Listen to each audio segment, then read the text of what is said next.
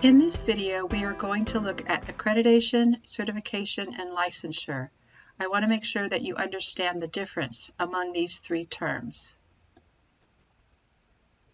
Here is a list of the definitions of each of these items. An accreditation is something that's applied to an institution or organization.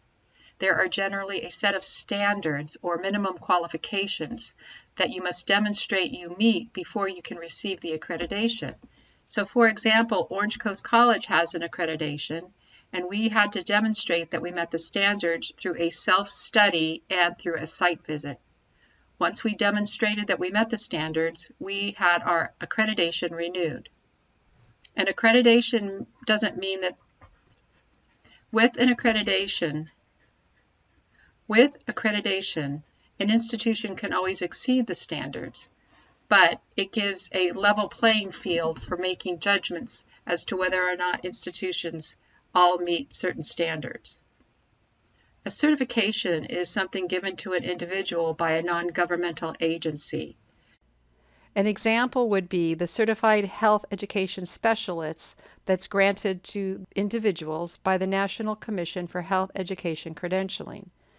Generally with certifications, you'll sit for an exam. It could be also a practical exam where you have to demonstrate certain skills. What's important to note is that an accreditation is for an organization or institution, and certification is for an individual, and it's given by a non-governmental agency. Now let's look at licensure. Licensure is given by a governmental agency, giving the person authority to engage in whatever activity the license gives authority. So for example, doctors have licenses, nurses have licenses, as do your manicurist. You also need a license to drive a car. So the government has identified higher risk activities, developed standards to mitigate risk, and then employed licensing procedures. Within public health, there are some important organizations that support what we do. There are 4 listed here. These are outside of the organizations we've already looked at, such as the CDC and the WHO. One is the Health and Medicine Division, which was formerly called the Institute of Medicine. I'm uploading this PowerPoint so that you can go and find these agencies with the links that are in the document.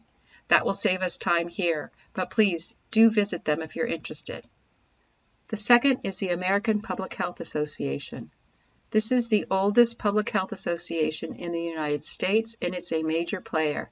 If you are interested in public health, please go to their website. They have memberships, including student memberships, that are reasonably priced, and they also have student groups and conventions.